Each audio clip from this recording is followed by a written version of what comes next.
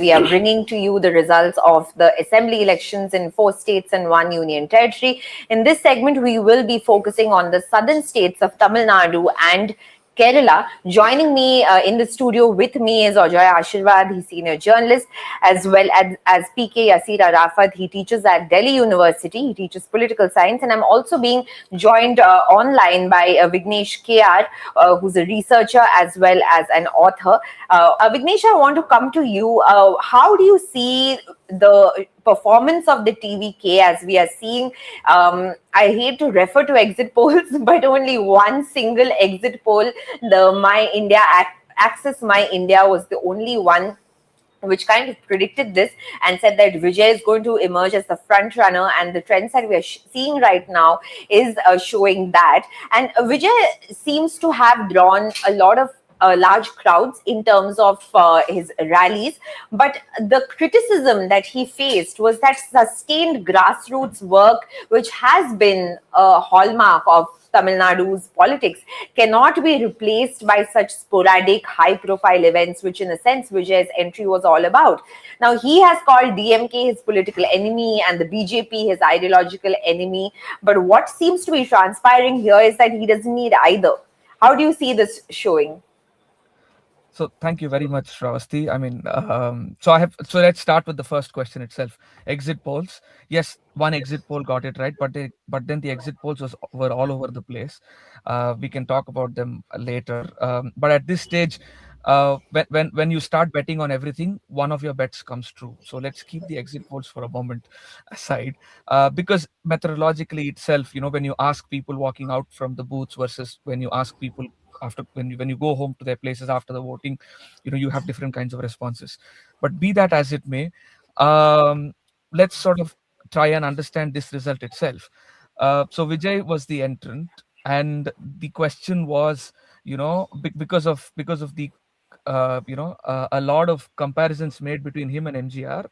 The question was, the AIADMK is the weakest party in play, and then so he will take their votes. So, and then even a sober analysis was putting him at 20%, etc. 10 to 20% was the result expected for in his favor. But what explains this kind of an overturn? It just tells us that he did not take that 10 to 20% from the AIADMK, but the DMK itself. Yes, he said DMK is his electoral enemy, and BJP is his ideological, enemy, and he fielded, and he himself contested from what we call DMK bastions from North and Central Tamil Nadu, as you would see. So, so electorally speaking, the AIADMK has not lost anything. So the AIADMK retained its share largely, and whatever was lost from the DMK's vote. So that's an interesting point. I just want to pick up from what you're saying before you move on to your second point. Is you're saying that the TVK's gains have not been from ADMK, but in fact from DMK itself. Now, what do you think is the reason behind this? Because we saw that Stalin, particularly in his election campaign, focused on governance achievements, welfare schemes, particularly those that were aimed at women, education, healthcare, which have kind of formed the backdrop of the entire DMK messaging, and also issues of federalism also became foregrounded in the last leg of the campaign because of the delimitation plans in the Lok Sabha. So what really has contributed to TVK's rise at the expense of the DMK, to your mind? So 2 out of the 3 things that you have mentioned, even I have sort of talked about in the past, are national issues. And electorally speaking, in the last 10, 15, 20 years, we've seen a decoupling of voting. So people think very differently for national issues and regional issues separately. So that is one point. That is the easiest point. But the trickier point is, yes, the DMK focused on governance. Yes, the DMK has put forth Stalin as a leader and as an icon, who's the torchbearer of Dravidian movement or Dravidian ideology. But then the question is, has that then been internalized by people, or has that been taken to people in the way that it needs to be, in the way that they're convinced? Were the people convinced? The results say that people have agreed with or people have been comfortable with what the DMK had to offer, but have they internalized the ideology in the way that the DMK would expect them to? I don't know. So let me put it in another way. the success of the DMK has been in converting the Dravidian ideology or a progressive ideology into programmatic governance. But has that ideology been, disseminated to the people in a way that this governance is attributed to the ideology? I don't think so. So Vijay in this context has emerged. He's a lot. He's comparable to, let's say, Jagan Mohan Reddy. You look at he's not changed much in his book in terms of the election. Yes, he's criticized the TMK for a lot of welfare, but he's promised a lot more welfare, if not less. But then, the fundamental shift, or one of the most profound shifts between the DMK and the TVK, has been, this rights based to a benefactor beneficiary based system, and the people seem to have taken it. So that means that, yes, you could convert an ideology to governance, but did the ideology get transpired to people in a very sustainable manner? Maybe not.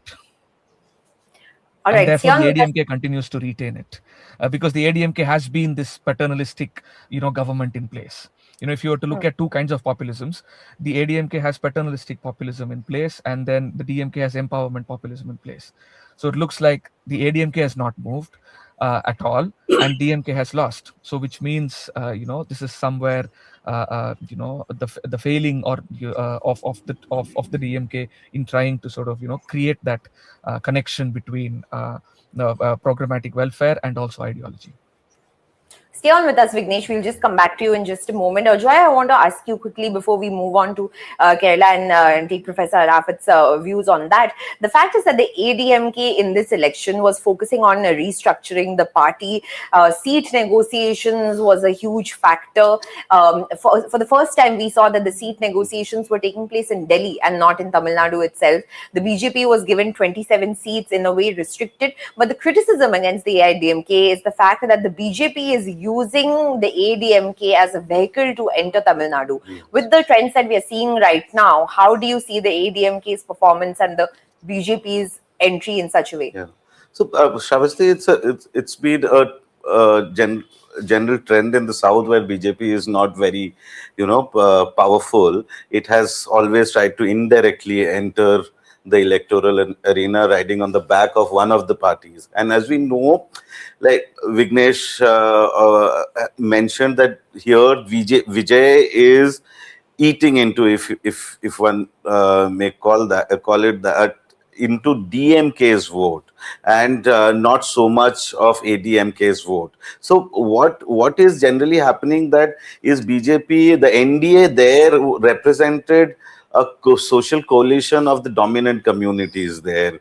You see a Gounder leader there, a Nadar leader there, a Tevar leader there, and a Vanyar leader there, all coming together with their parties to create an electoral narrative of what Vignesh calls paternalistic empowerment, or populism, paternalistic populism. So it represented a coalition of dominant communities there, while DMK represented a large section of other people who were generally, felt less, or weren't that dominant, and were mostly cadre driven. Dalits, Muslims, smaller communities all came together to represent the DMK coalition. If Vijay is eating into DMK's vote, then it represents a marked shift of common people, lower caste communities and non-dominant communities moving away from DMK to TVK. And why has that happened? So it is because DMK's community also kind of represented a very strong ideological challenge to the BJP. And as I was reading a newspaper which said that when this delimitation game was thrown in during the course of the campaign, with combining it with the women's reservation bill, Stalin did a black flag march there, which was a no-show actually. It made a lot of news in the media, but it did not have any resonance on the ground. So that, I think, was a kind of hint around the fact that Stalin's taking on the center isn't getting so much of resonance on the ground, and rather people would want to were thinking of a newer force. Both AIADMK and DMK together in all the past elections have taken 85% of the votes. And this is the entry of a third front, which now, and you won't see the same figures this time. Every time there was an upset or a reversal of government, you see that 85% of the votes in Tamil Nadu were concentrated between these two parties. Now there's a force. And why? So for me, sitting here in Delhi, it's a big question that why Vijay, what Vijay could do, why couldn't other superstars like Kamal Hassan or Rajnikant could not manage that at all, because their parties were actually a non-starter from the very beginning. And before Kamal Hassan joined hands with DMK and got himself a Rajya Sabha seat, but it did not. So I think we need to really kind of analyze this, and generally, because I was looking at the television commentaries and anchors, they were constantly talking about that Tamil Nadu is a place where many superstars have come. But but this is a phenomenon. Vijay phenomenon is something we never took seriously, and most of the commentators brushed aside the Vijay factor as a starter, which may kind of eat into AIDMK's vote and will divide the anti-incumbency vote in such a way that DMK would emerge as a great victor again, and would emerge as a winner again. So we need to really see that Vijay represented a new form of politics in Tamil Nadu, and we really need to kind of analyze what worked. Most people, I was looking at some commentaries that his support was mostly came from fan bases, but there are evidence to show that Vijay's fan bases are not merely fans. They constantly engage through the 5 years in social work, ran blood donation campaigns, went out and helped people in disasters, and all of these. So this is actual political work which people are looking forward to. That, and you don't like always kind of you don't. They are not engaging with the society from from some higher pedestal, but they are working with people, and Vijay represented those masses. So it's a significant shift in Tamil Nadu, I would say. And Vijay is actually questioning, represents the people's urge to, what do you say, displace the status quoist politics that has been happening in I think that's a good point for us to take off into Kerala for just a moment, because if anything, Kerala in this election seems to go back to its trend that was there earlier, that which was kind of dislodged in the 2021 elections when the LDF government came back to power. This time we are seeing, according to the trends that we are seeing on the Election Commission's website at the moment, the UDF is leading and the Congress itself is leading on 63 and the CPM on 25. Smaller parties of the left, CPI is on 9. The IUML, which is on the UDF side, is on 23. I want to bring you in over here. The Kerala elections this time, according to several observers, even reporters who have covered it on the ground, this time said that there was no definite wave as such from any side. It was, the LDF was, of course, facing charges of what many would call Pinaraism, where Mr. Pinarayi Vijayan, the chief minister, had become the face of the government. His face was all over the state and got on welfare schemes and otherwise posters, banners. The media narrative was also in his favor. He was facing charges of nepotism. The Congress, on the other hand, in the last leg of the campaign, has faced allegations of corruption and not having its house in order. How do you see the trends that are coming in right now? Does it side with what was anticipated as not a wave, but a gale of sorts? Thank you, Sravasti. It's really anticipated. In fact, I was expecting, such a huge gale, as you said. I mean, people also in Kerala, they say it's a tsunami and so on and so forth. But but if you look at the pollsters and the exit poll, numbers that we have now, so they would say that there is no anti-incumbency in Kerala. But of course, I mean, in my understanding, that is not anti-incumbency that you find in Kerala. It's basically a deep-rooted resentment, his anger, and high level of disgruntlement. That is what you find in Kerala. And symptoms were there. In fact, it's been there for the last 3-4 years. I mean, if you look at the by-elections in Kerala, it happened in the last 3-4 years. In fact, CPM or the LDF could not win. I mean, except one. So they could not win any other seats there. And if you look at the recently held local elections, Congress came back and it actually recovered from a lot of his issues, and there's a consistency in terms of the work they were conducting, in terms of the reaching out that they're conducting, and also giving a sense of safety and security that two communities in Kerala are really seeking for. I'm talking about the minorities, two religious minorities like Christians and Muslims. So that is very, very important in this particular context. If you look at the kind of wave that you find in this minority consolidated districts in Kerala, for example, Malappuram and also Calicut, and in southern Kerala, like Idukki, Pathanamthitta, and Kottayam, and so on and so forth. In fact, there is a huge wave. It's kind of a tsunami kind of a wave. And that's what I said. It's not an anti-incumbency thing. It's actually much more than that. So of course, people were expecting that because of the welfare activism in the slogans like Vikasanam, that means development, and Kshemam, that means welfare, and so on and so forth. Left would come back to power again. But in a state like Kerala, these things would not really work, because we are talking about a state which has a very, very strong middle class kind of a mentality, and also you have a substantial middle class population over there, and they don't take welfare as a charity or something like that. I mean, so they take welfare as an entitlement. It's their right.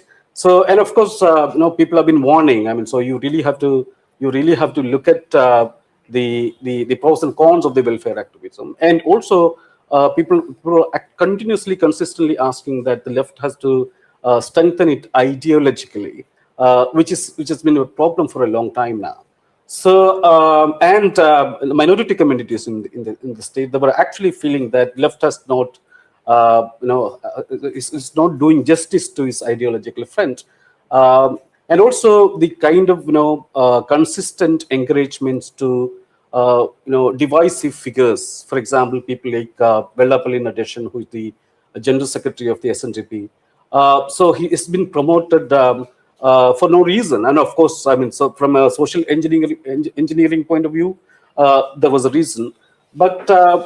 Left also kind of forget that he's not a person who can help them win elections in Kerala. So that has been a serious problem. And also, if you look at the kind of issues and the problems that in Kerala, haunting people for the last 3-4 years, Sabarimala issues, for example, and corruption also. I mean, so multiple level of corruption, and of course there is a feeling that there is no allegations of corruptions in Kerala, but there are allegations of corruptions in Kerala, and also the kind of condescending and arrogant attitude from certain left leaders, at least in the last couple of months, that you find consistent. I mean, so it's been consistent. The condescending is consistent, arrogance is consistent, and they were also not really behaving well with the media persons also. I mean, like, so you have multitude of issues that have been warned, but they were not taken into consideration. And some observers would say that there is this minority consolidation. I mean, of course, minority consolidation is a fact. But if you look at today's numbers coming from the majority districts in Kerala, so I would also say that there is this majority consolidation along with the minority disgruntlement and resentment in Kerala. That's an important point that you have spoken about minority consolidation. I want to come back to you, Vignesh, on this. The fact is that and also how the BJP is really performing, because we were speaking earlier about how the BJP uses parties in the south to kind of as a vehicle to enter the state. In the municipal elections in Kerala, we saw that the BJP did manage to make inroads, especially in Thiruvananthapuram, which was not thought of earlier. But I'm just looking at the vote share of the BJP according to the Election Commission's website over here, and the BJP has got an 11.59 vote share. Just to put that in context, that in the assembly elections, the NDA's vote share has dipped over the last decade. The BJP, though, has improved its vote share by about 0.77% in comparison to 2016 by getting 11.3%. So 11.3% in 2021, which is now 11.59%, barely a change really. But what I want to ask you, Vignesh, is that the BJP was really trying to make inroads. They demarcated a particular number of seats where they want to contest in Kerala, but they wanted to really consolidate the Christian community. But the FCRA bill, which was brought to Parliament just and the final leg of the election, seemed to have created discontent among church leaders. The UDF now seems, if these trends hold, the UDF is once again consolidating the Christian and the Muslim vote, which it has historically held. How do you see the minority consolidation behind the UDF and the BJP's failure really to get the Christian community on board despite several outreach efforts to church leaders? So one is whatever you're saying. The others, how are you impacting? So I can say the nicest of things to you, but if I'm not going to treat you well, of course the results would show in results. So the FCRA is the underbelly that you shouldn't be touching, isn't it? Because it causes some real impact. And therefore, what is the next option? And when you think of minority voting in Kerala, it is not like minority voting, or even in Tamil Nadu for that matter. The minorities in Kerala and Tamil Nadu are not peripheries. They're actually the mainstream. They're identity makers. They're strong constituents, as Dr. Arafat has just said. So in that context, it is as good as rational choice. So if I have a strong alternative, then of course I am going to vote to tell them that what you've done is not enough. And in fact, if I may argue, one of the only successful Christian consolidations that BJP has done is in Goa under Manohar Parrikar. After that, they've not really consolidated minorities per se anywhere. They've realized that caste is much better a vehicle for them than religion, for that matter. And because it has not worked in Kerala, they've sort of stepped into it, but then it doesn't fit their larger playbook, is my understanding. So blowing hot and cold is much better. And make no mistake, a weakening LDF is much better for the BJP because it becomes a fight between the Congress and the BJP. Only when the fights between LDF and UDF in a very strong manner can you keep a third force out. A weakening LDF and then an emergent UDF is in one way or the other. The wait is just longer for the BJP, and that would be the case in Tamil Nadu also, which we can talk in a bit. Before we come back to Tamil Nadu, Ajay, I want to quickly ask you, the Congress has come under, even though the UDF seems to be performing well, a lot of it contributes to what Dr. Rafat mentioned about the disenchantment with the left government over the last 10 years. But the Congress in the last leg of the campaign has faced, once again, its house seemed to be in disorder. Yes. Now, even though it is leading right now, 63 seats, there have been, V.D. Satishan himself has faced a vigilance probe. Apart from that, the Congress, how the funds were collected after the Wayanad landslide, that also came under question. Now, just before the counting, again, there were questions of who will be the chief minister. The IUML declared its support, which is something that has not been seen in Kerala before. The historically parties, whoever wins the legislature party as well as the party concerned decide who's going to be chief minister. So the Congress really, once again, in its old problem of having losing its chief minister, but the party has performed well. How do you see going forward in terms of the Congress keeping this lead intact in the coming days? The Congress, of course, in all these elections would take great heart from the win in Kerala, especially because and choosing the chief minister, and it seems to be by very alert, because I just got informed that Sachin Pilot has been already sent to Kerala as an observer to see, and there may be because there are so many contenders, there may be a vote for to see who which leader has the majority of MLAs, and that is Rahul Gandhi's formula, that whoever has the majority of MLAs will be elected the chief minister. As we know, there are many contenders. There's KC Venugopal sitting here also, VD Satishan, there's Ramesh Chanithala, and there will be some. All these things are fine, but what sitting here in Delhi, what I the Kerala figures see that the UDF, the Congress has bounced back, and how? Because of even it seems that it's a continuity of the win that the Congress and the UDF registered in the local body polls, and following that the LDF tried to kind of consolidate again, but it seems that the people were in the mood for change. And after 10 years of Pinarayi Vijayan, there was some kind of anti-incumbency, but given how the Kerala electorate has behaved, I think what it has done, it has significantly placed the Kerala polity between a playground between the UDF and LDF. And BJP, which was hopeful that it would eventually replace one of these, not LDF but UDF, because of its UDF was a disorderly house, and there were many constituents. Each of these leaders were fighting against each other, giving public statements. But what the UDF could do is to bring its house together, all its constituents. Allies, they came together, ran a very successful campaign, because a large number of observers were thinking that if this time the UDF loses, it will open up space for the BJP there to take up the space in opposition. And that, I think, a majority of Kerala electorate had that in mind, and voted very strongly in favor of the UDF. And BJP, as we know, despite it was at one point of time, in election back, it got 17% of the votes. It also managed to win the Trishur MP seat, but now it is back again to 11% votes. So, and even in places like Trivandrum and Palakkad, where BJP is supposed to do well, it doesn't seem to be doing well at all. So it is the anti-incumbency votes, the Congress votes, and anyone who did not want the BJP to fragment the existing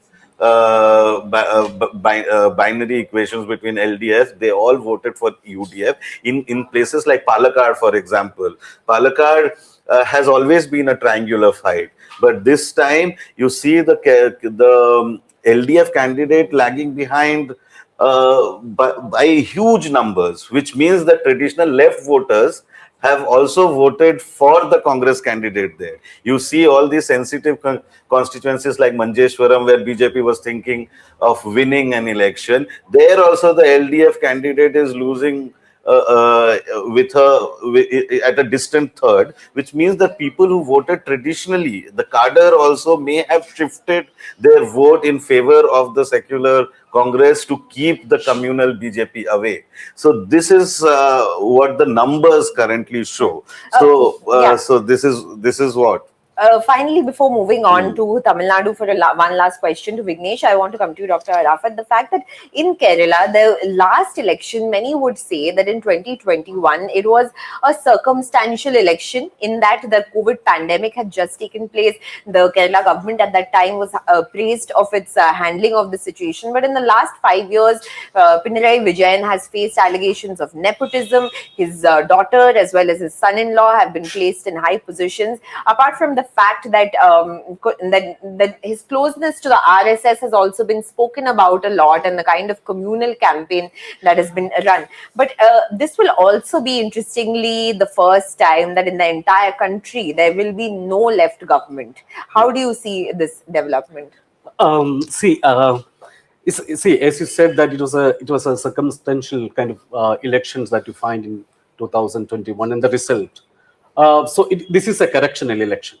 right? I mean, so as far as the Malayalis are concerned, the Kerala people in Kerala are concerned, this is a correction election, and the correction, as Ajoy said, it is also supported. The correction is supported by the traditional left voters, substantial number of them. I mean, in fact, I was in Kerala recently, and I was having kind of conversation with people from left families, as we said, or the left villages, or party gramam, or party villages. In fact, there were, I mean, apart from the minorities, Christians and Muslim voters, so the traditional left voters from the party villages, they were also kind of disgruntled, substantially disgruntled. And they said that, okay, so let them give a chance, because there are serious issues, ideological issues with the left, and there are corruptional issues with the left, and so on and so forth. But the problem you just raised, I mean, Pinarayi Vijayan's son-in-law, who is also the current minister, but that did not really, hit people there, because he's the only one who is going to win from Calicut district. I mean, so, and of course, there's a huge supporter. Of course, he's been a wonderful minister, I would say. These are minor problems. Of course, the corruption associated with his Pinarayi's daughter, of course, it is taken very, very seriously. But that is not gone to Riaz, I mean, so who's the minister here. So, I mean, other than that, when you look at the mandate of the people, so people have no confusion as to who is going to be, or who should be the chief minister of the UDF. This is that's well settled. At least among the people, it is well settled. It should be V.D. Satishan, because he's been the face of the fight. He's been the face of the reclamation of the UDF, and he has this very strong character, calling spade a spade. I mean, when other, leaders, I mean, so the other two possible candidates for the chief minister candidates, like K.C. Venugopal and Ramesh Chennithala, of course, they're fantastic leaders. They also been building they have been very busy in the reclamation of the UDF, and also recovering the UDF. In fact, but they don't have the popular mandate. And in fact, just now, as I said, it's actually very interesting that Sachin Pilot, who was the victim of this, the compromises that you find, or the Congress parties, was doing in history in 2020, 2018. Part of the rebellion, yes.